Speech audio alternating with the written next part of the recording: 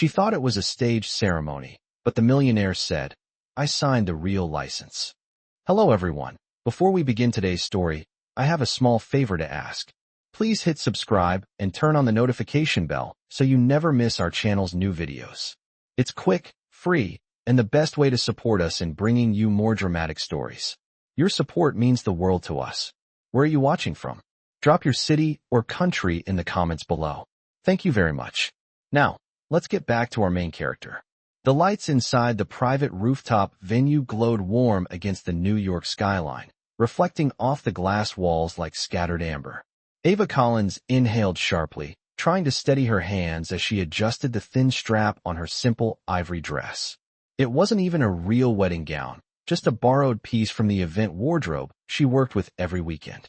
She reminded herself that tonight was just a job, a performance, a staged ceremony for a man who lived in a world miles above hers. But when the elevator doors slid open and Ethan Ward stepped out, something tightened in her chest.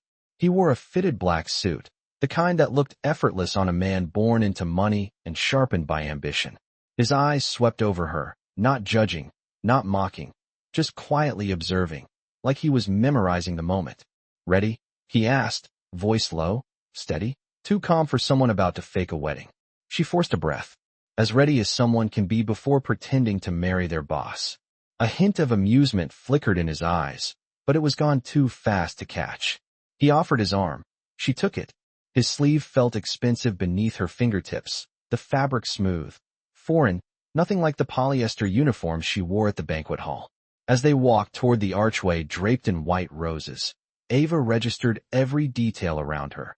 The flicker of candles lining the aisle, the low hum of the string quartet, the city wind brushing her bare shoulders. All of it too real for something supposedly staged. She whispered, barely moving her lips, "This is a lot for a fake ceremony." Ethan didn't look at her. The board expects authenticity. Authenticity, as if she could ever belong in a scene like this. She kept walking, her heartbeat loud enough to drown out the music. The officiant waited beneath the rose arch, holding a leather-bound folder. He smiled warmly, the kind of smile brides usually felt comforted by. But Ava wasn't a bride, just a prop in a millionaire's performance. They reached the archway. The officiant began speaking, voice gentle, practiced. "We gather here tonight." Ava's pulse quickened. She wasn't supposed to overthink. She wasn't supposed to feel anything. But when Ethan turned to face her, taking her hands in his, something shifted. His grip was warm. Steady. Too steady. "You're shaking," he murmured. "Just nerves," she whispered back. "It's not every day I pretend to marry someone."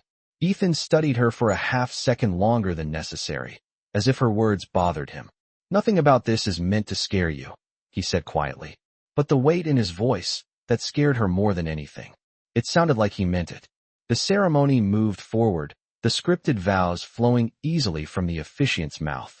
Ava nodded when she was supposed to, smiled when cued, repeated lines like an actress terrified of forgetting them. Her biggest rule tonight was simple: don't think. Don't feel. Don't imagine anything beyond the paycheck that would save her mother's treatment. But when Ethan slipped a ring onto her finger, a ring she'd assumed was a cheap prop, its weight made her breath hitch. Real gold. Real diamond. Real spark. She looked up sharply. "Ethan, this isn't the rental one we picked." His jaw flexed, but he didn't answer. Before she could question further, the officiant cleared his throat. "And now, by the authority vested in me by the state of New York," Ava froze. That wasn't part of the script. She shot Ethan a panicked look. The officiant continued, "I pronounce you husband and wife." Ava's voice came out as a whisper, barely formed. "Ethan, what did he just say?" His eyes held hers, steady, serious, unblinking. "Ava," he said softly, "I signed a real license." For a long moment, Ava could not feel her legs. The words echoed in her mind like the chime of a cathedral bell that refused to fade. "I signed a real license." Her fingers twitched inside Ethan's grip, but she could not speak. The string quartet continued playing softly behind them, unaware that the world had tilted beneath her feet. She finally pulled her hands back, breath sharp. "Ethan, why would you do that?" Her voice trembled with disbelief, not anger, not yet. Ethan exhaled slowly, as if he had known this question would come and dreaded it. "Because the board would never believe a staged ceremony. They would have checked. They always check. But something in his tone was off. Too soft. Too human. Too unguarded for a man who lived behind perfect lines and controlled movements.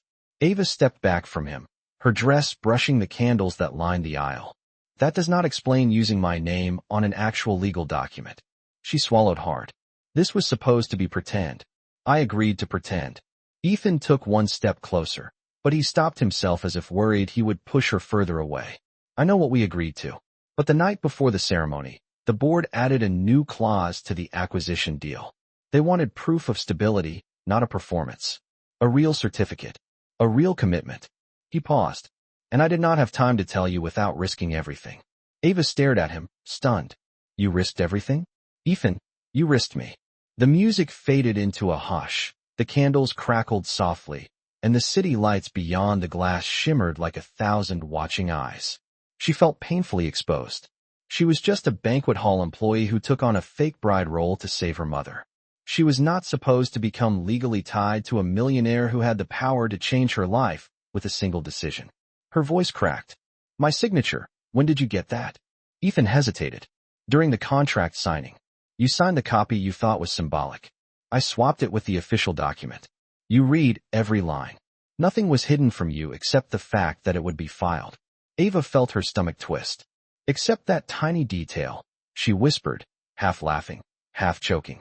He moved closer again, slower this time, gentler. Ava, listen to me. I did not do this to trap you. And I did not do this to use you. I did this because the deal impacts thousands of employees, and Harper was ready to sabotage every step. I could not give her the chance. Ava's jaw clenched at the mention of Harper, the cousin who smiled with thin politeness and eyes sharp as broken glass. So I am a shield, she said quietly. A legal shield. No. Ethan answered, too quickly, too firmly. You are the only person who made the board believe I could build a future instead of just an empire. You walked into that room today with honesty I have not seen in years. Ava shook her head. Do not make this sound romantic. His silence said he was trying not to. She took a shaky breath, her chest rising and falling too fast. Ethan, you have to fix this. You have to annul it or reverse it, or whatever people like you do when marriages like this happen. Ethan's expression changed, but subtly, like a shadow crossing the surface of still water. If that is what you want, he said quietly, then I will do it. But not tonight. Tonight you are overwhelmed. Tonight was too much. She exhaled shakily. At least he was not fighting her. At least he was giving her space. But then he added, Ava, before you decide anything, let me take you home. Please. I will not touch you. I will not talk. I just want to make sure you are safe. That simple request, delivered without force, without authority, without expectation, startled her more than anything else that night. She nodded because she did not trust her voice.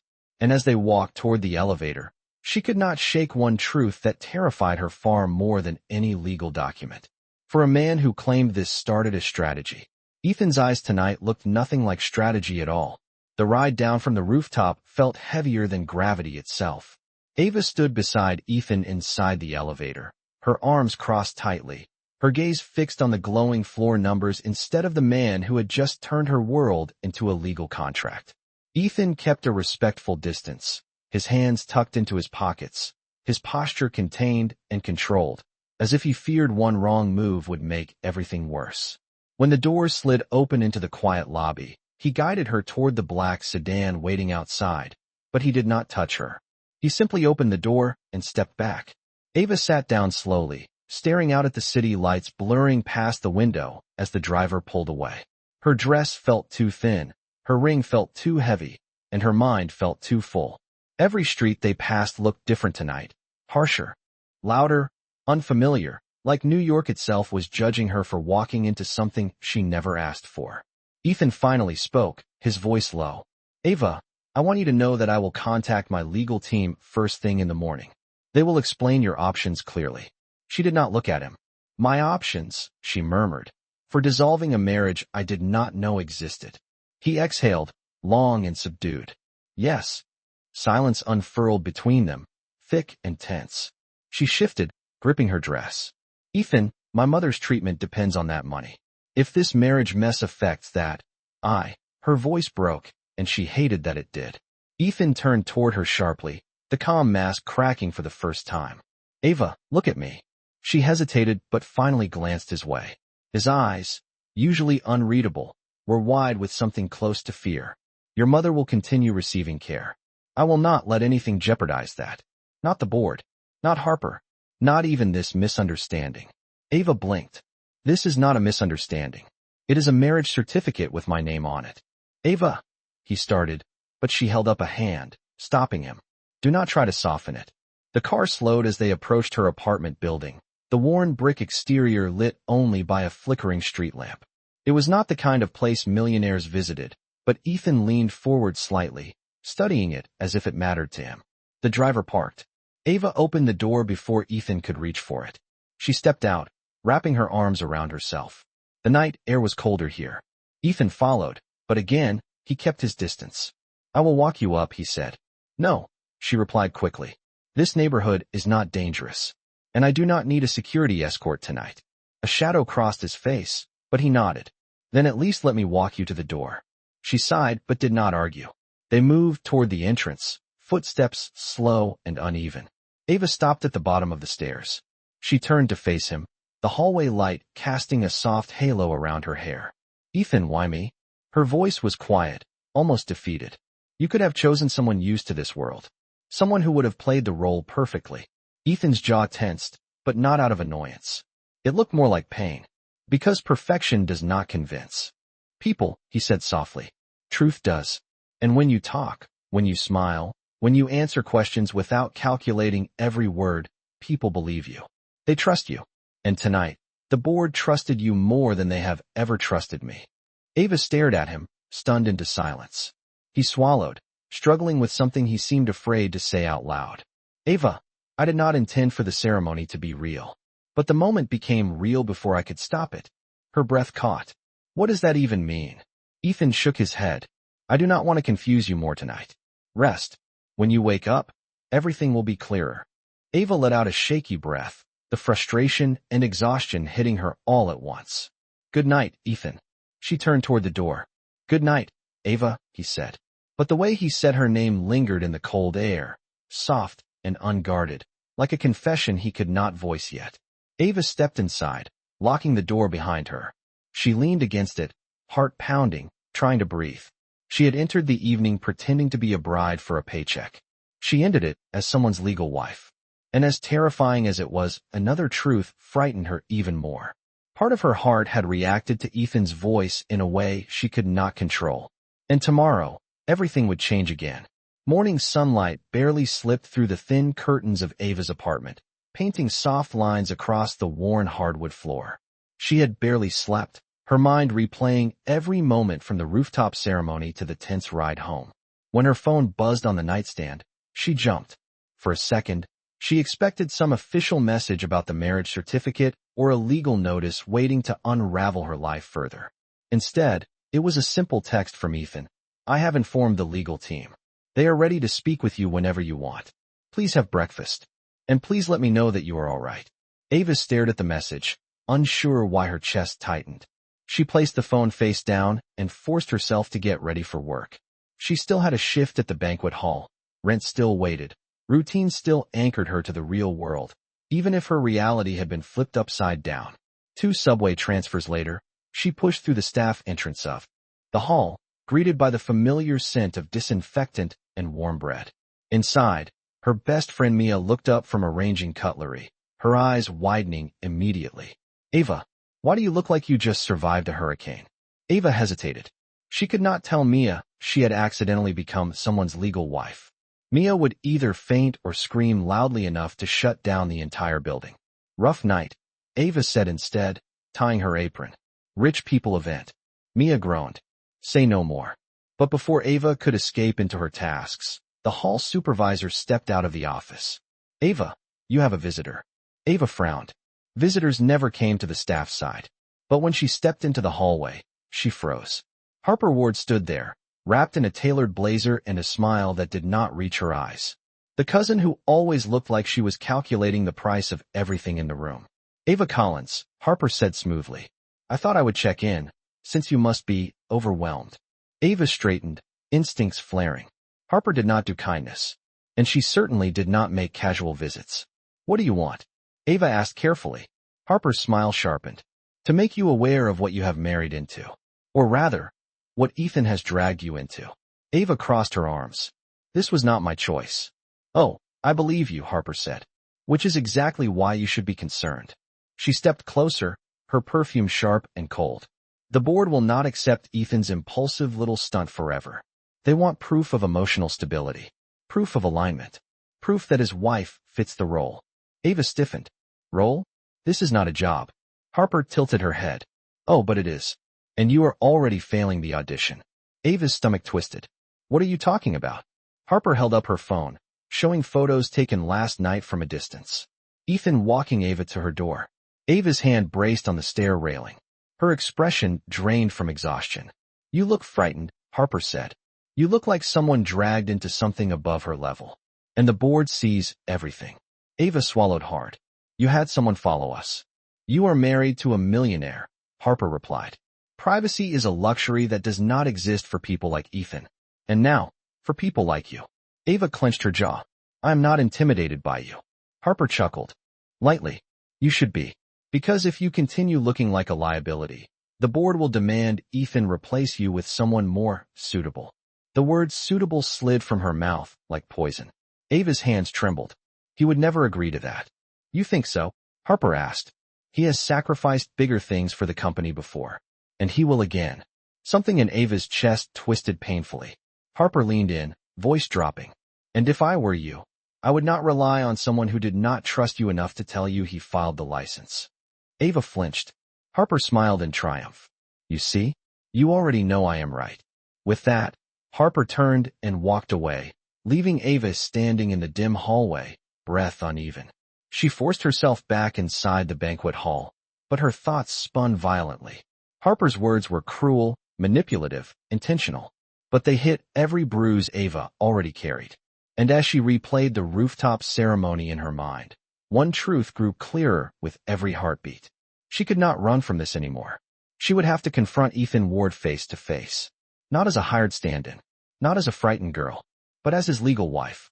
The decision to confront Ethan settled in Ava's chest like a stone, heavy but necessary. By the time her shift ended, her nerves were frayed, her throat tight from replaying Harper's words again and again until they scraped raw. She walked out of the banquet hall into the cool afternoon air, expecting to take the subway to Ethan's office and demand answers. But she did not have to, because the sleek black sedan was already parked at the curb, and Ethan himself stood beside it, sleeves rolled up, tie loosened as if he had been waiting there for hours. When he saw her, relief washed across his face so quietly it almost looked like pain. Ava, he said softly, stepping toward her. I tried calling. Harper came to see me. Ava interrupted, her voice steady even though her pulse hammered violently.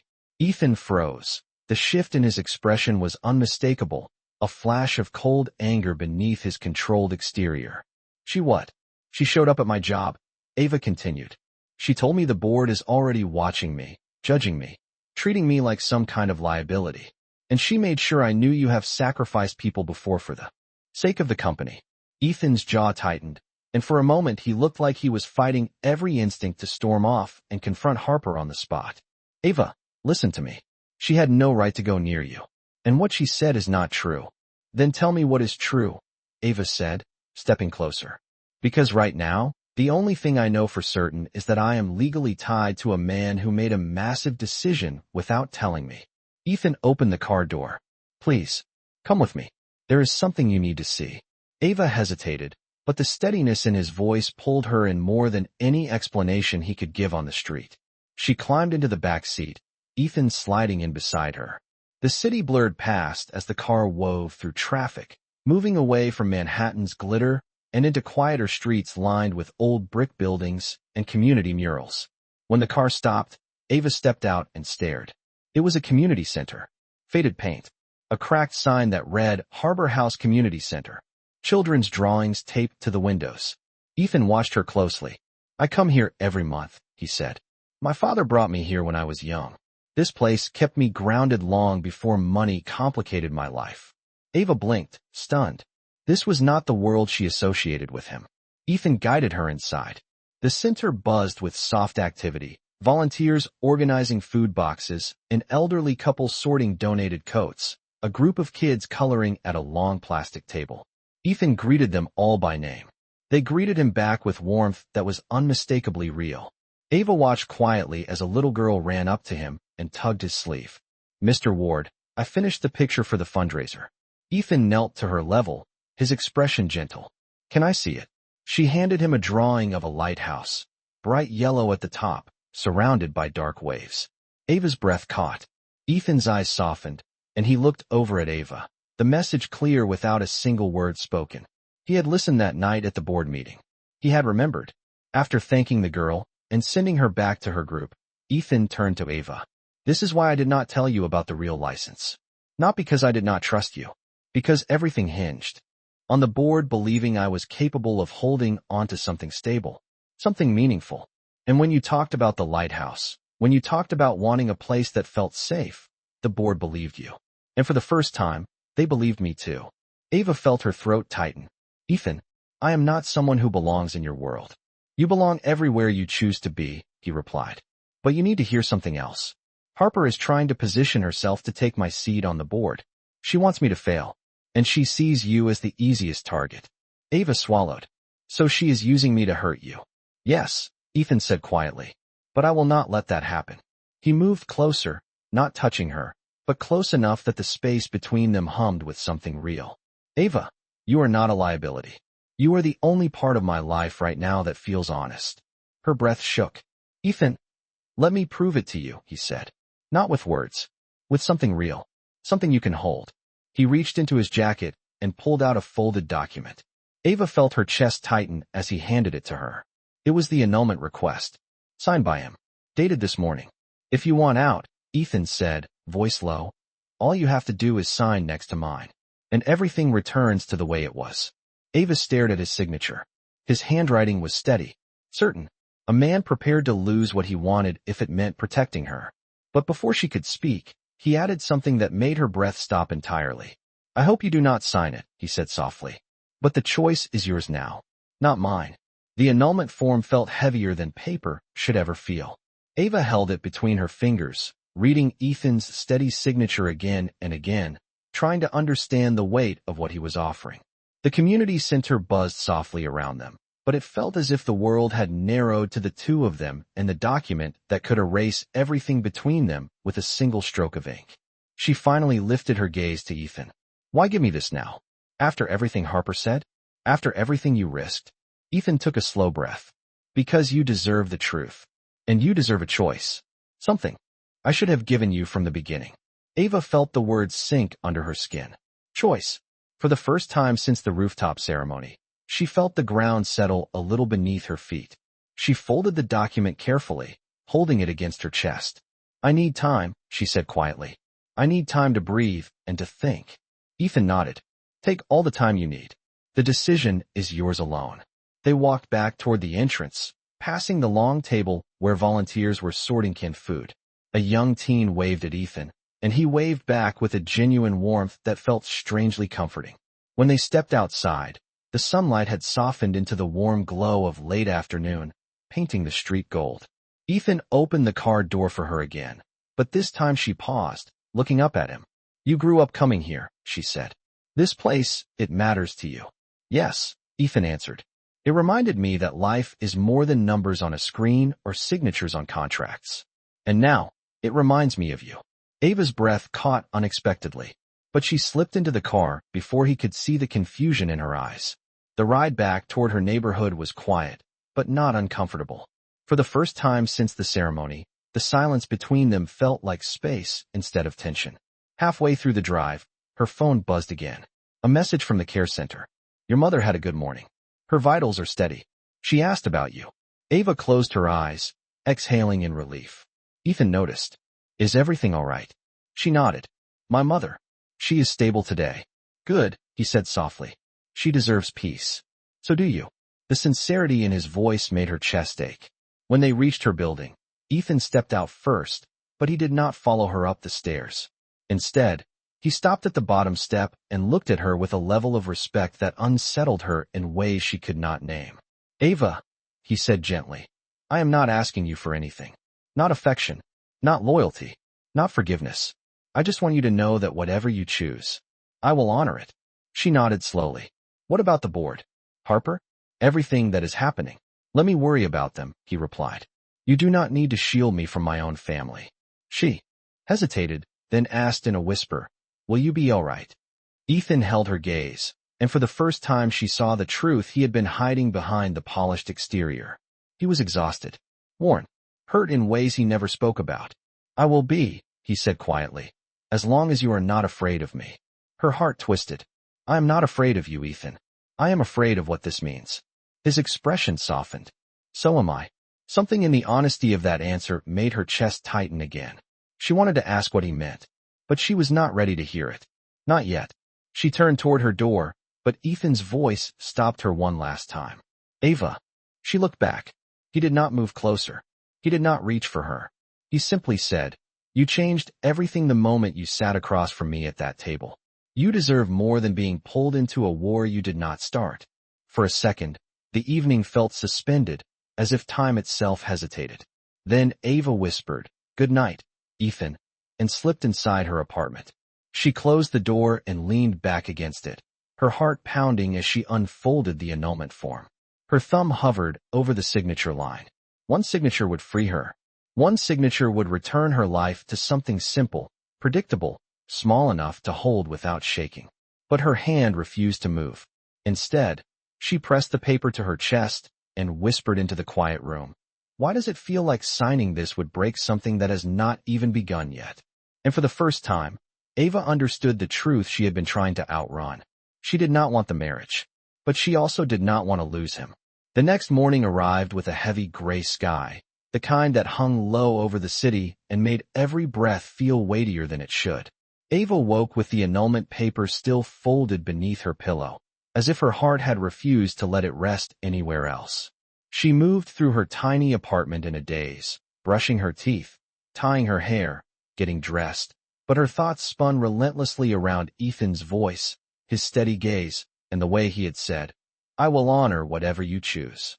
By the time she stepped outside, the morning chill snapped her back into her body. She walked toward the subway station, but before she could descend the steps, she noticed a black town car parked across the street. Her stomach flipped, but the door opened and her boss from the banquet hall, Mr. Carver, stepped out with a stern expression. Ava Collins. Ava froze. Yes. You need to come with me, he said.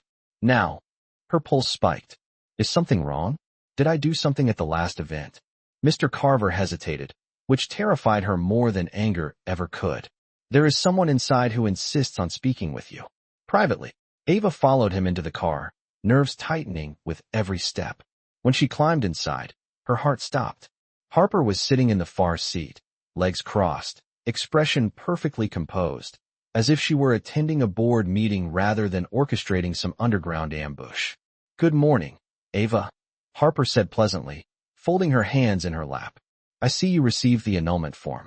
How very considerate of Ethan. Ava stiffened. What do you want now? Harper smiled, but it was the kind of smile that preceded a blade.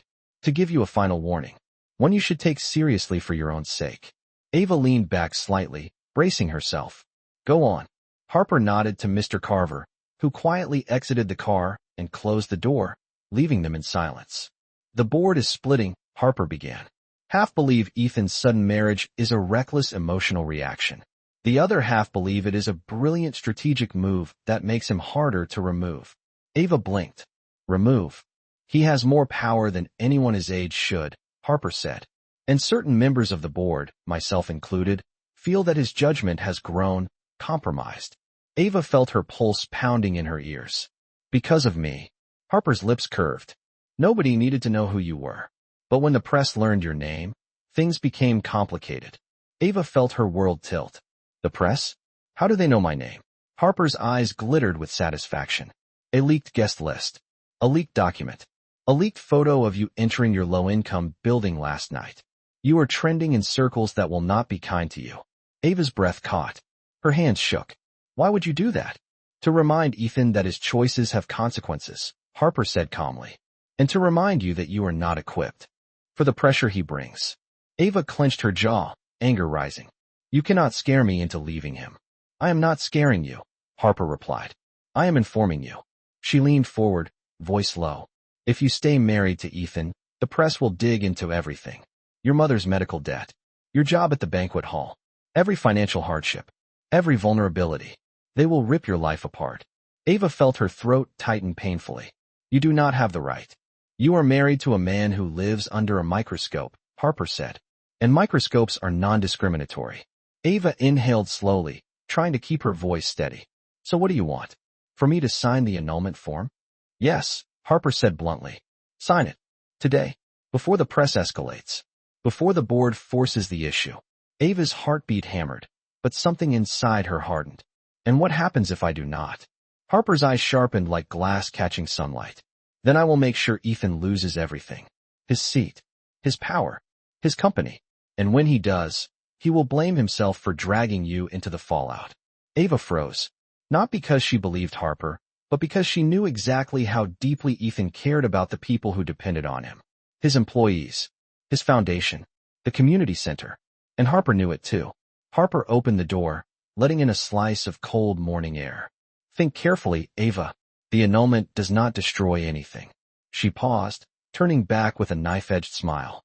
But staying married to Ethan will. The door shut behind her, leaving Ava alone in the car, her hands clasped tightly in her lap, her breath trembling. She sat there for several long seconds, Harper's threat echoing in her ears. Then, slowly, Ava reached into her bag and pulled out the folded annulment form. She stared at her empty signature line, her pulse pounding with fear, frustration, and something else she refused to name.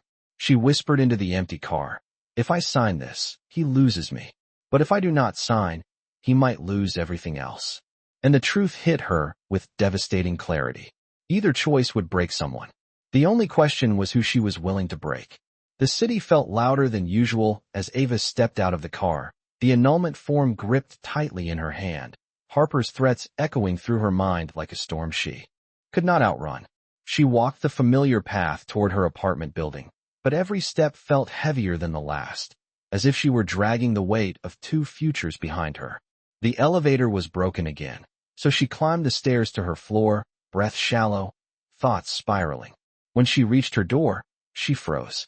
Someone was sitting on the hallway bench just a few feet away, hands clasped, head lowered. Ethan.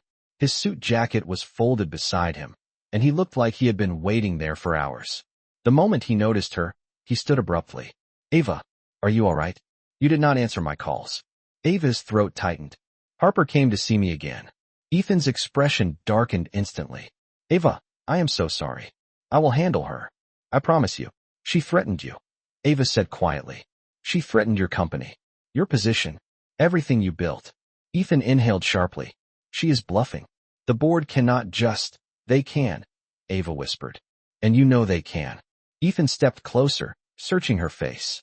Ava, what exactly did she say?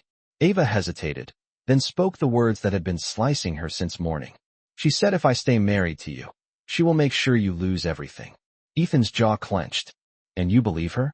I believe she will do anything to get what she wants, Ava replied. And I believe she knows how to hit where it hurts. Ethan ran a hand through his hair, pacing once before stopping in front of her again. Ava, listen to me. The board has tried to control my personal life since the day I became CEO. But I will not let them control you. You are not their pawn. And you are not Harper's. Ava felt her eyes burning, but she held his gaze. But am I yours? The question stunned him into silence. Ethan's breath caught. Ava, you are not mine in a way that takes away your choice. You are not mine in a way that traps you. But you are. He broke off, shaking his head as if the right words were too fragile to hold. She took a trembling breath. Ethan, I do not want to be the reason you lose your company, or everything you worked for. I know what this position means to you. I know how many people depend on it. Ethan stepped closer, his voice low but fierce. I would rather lose my position than lose the part of myself that found something real with you. Ava felt her heart twist painfully. You cannot say things like that. I can, he said, and I mean them. She shook her head, overwhelmed. Ethan, this is bigger than us. Harper already leaked my name. People are talking about me online. My mother's medical history is not private anymore. Everything is unraveling. Ethan froze. Your mother? They leaked her information too. Ava swallowed, voice cracking. They leaked everything. For a moment, something in Ethan snapped. Not with violence, but with a quiet, devastating fury. Ava, get your coat. We are not staying here. She stared at him. What? I am taking you somewhere they cannot touch you, he said. Somewhere safe. Ethan, please, he whispered. I cannot stand here and watch you fall apart because of something I caused. His vulnerability shattered her. She grabbed her coat, and they left together. The drive out of the city was long and quiet, the skyline shrinking behind them. Ava finally asked, Where are we going? Somewhere I should have taken you earlier, Ethan said. Somewhere private. They pulled into a quiet coastal town just as the sun dipped behind the horizon, the ocean glowing with orange and gold. Ethan led her down a narrow path, and when they reached the end, Ava stopped breathing. It was a lighthouse. The same lighthouse she had described in the boardroom weeks ago. Except this one was real. Its white stone tower rose into the sky, its lantern glowing softly as waves crashed against the rocks below. Ethan, Ava whispered. He looked at her, eyes soft. This place belonged to my father's friend. It has been empty for years. I come here when I need clarity. She stepped forward, touching the stone wall. You brought me here? Yes, he said.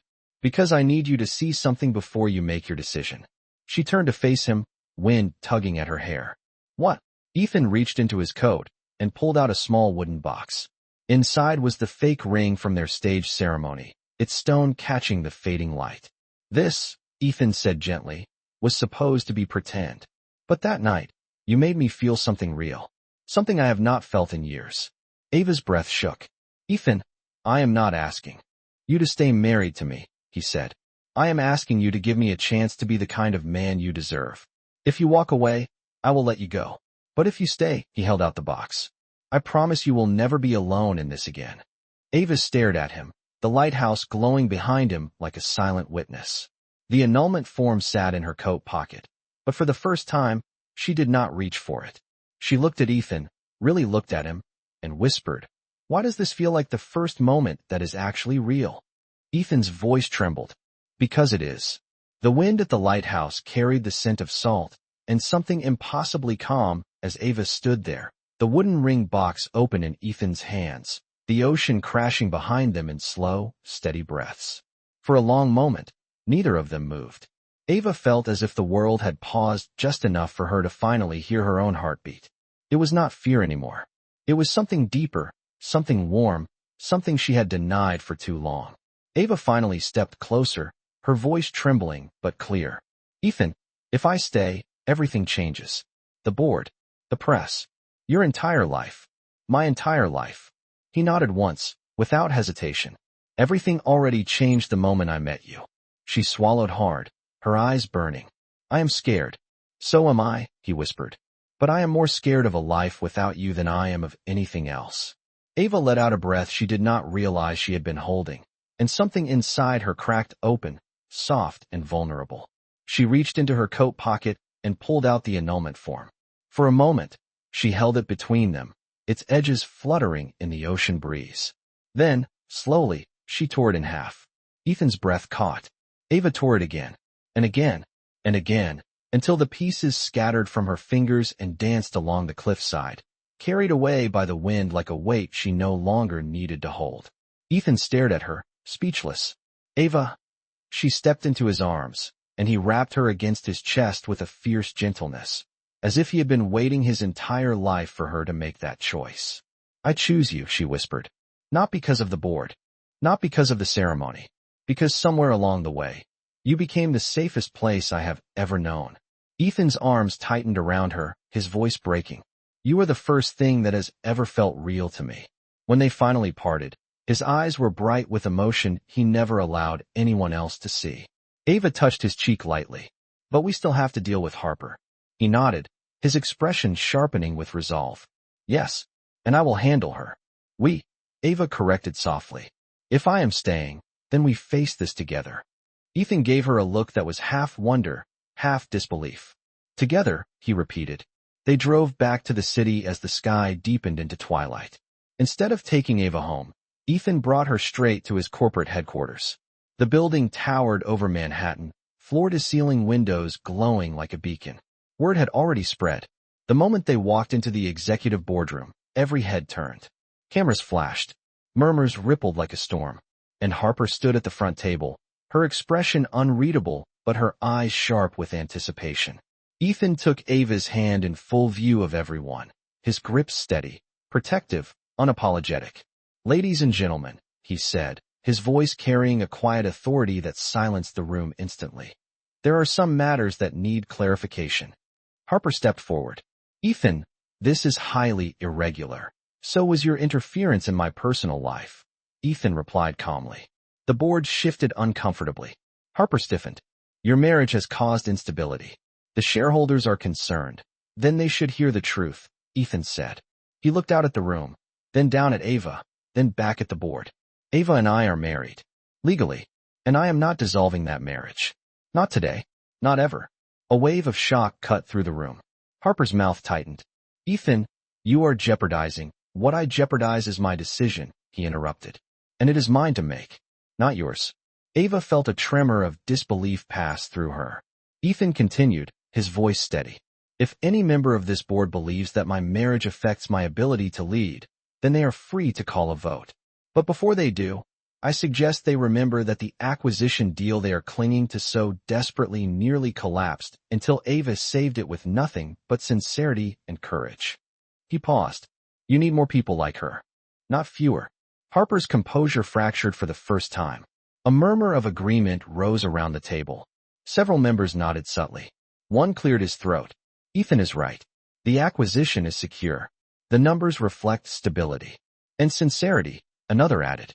"Something this company has been missing." Harper looked around, realizing her support had dissolved. She lowered her gaze. Ethan ended the meeting with a quiet finality that left no room for debate. As they stepped outside the boardroom, Ava exhaled shakily. "You really meant it," she whispered. "Every word," Ethan replied. "Ava, this is our life now. Not perfect, not staged. Real." She smiled, tears forming. "Then I suppose we should make it official." Ethan blinked. "Official?"